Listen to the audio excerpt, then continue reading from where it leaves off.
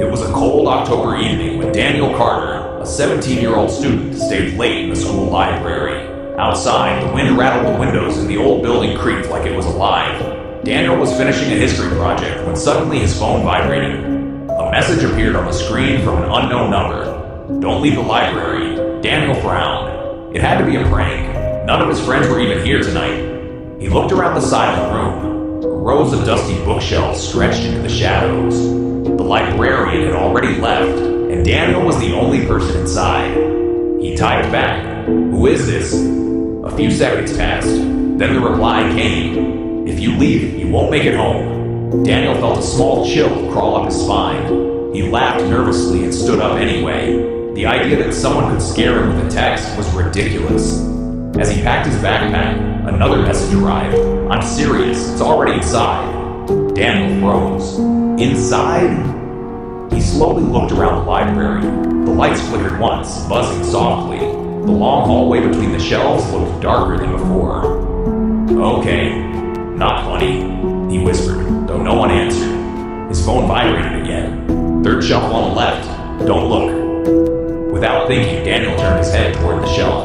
Something moved. At first he thought it was just a shadow, but then a pale shape slowly leaned out between the books. Long fingers gripped the wood. A face followed. Its skin looked gray, almost like old paper. Its eyes were completely black. Daniel stumbled backward, knocking over a chair. What the... The creature didn't run.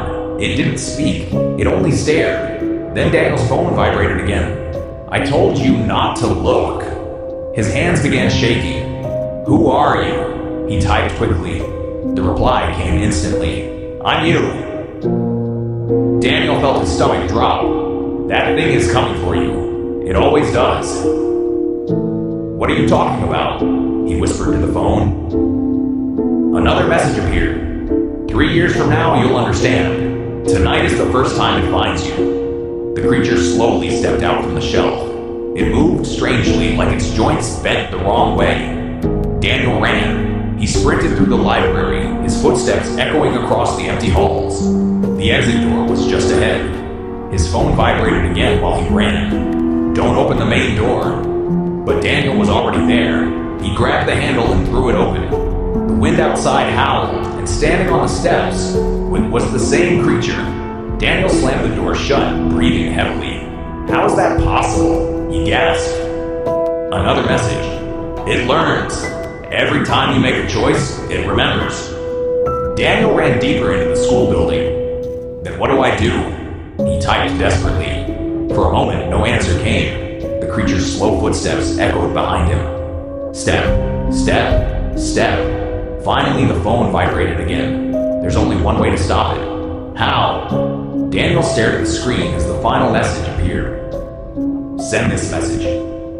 3 years into the past. Daniel's hands slowly lowered. The realization hit him like ice.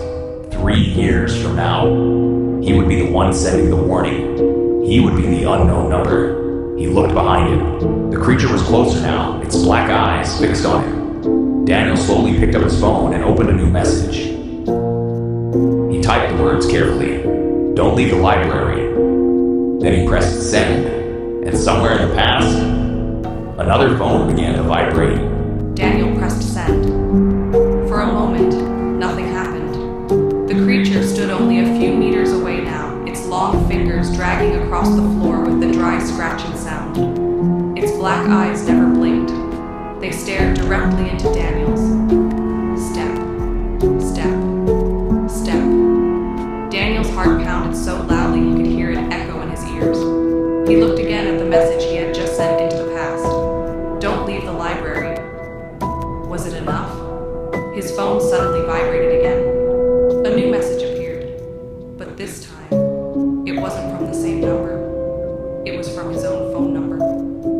Daniel felt his stomach twist. Slowly, he opened the message. You finally remembered. His hands trembled as he typed. Who are you?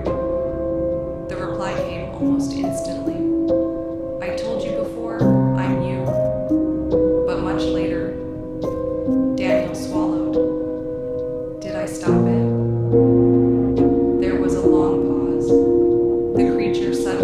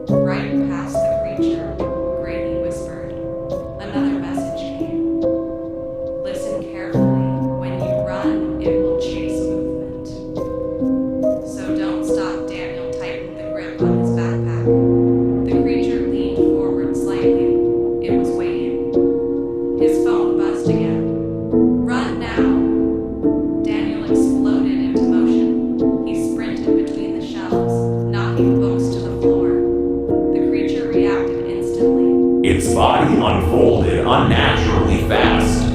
The scratching sound turned into rapid, terrifying footsteps.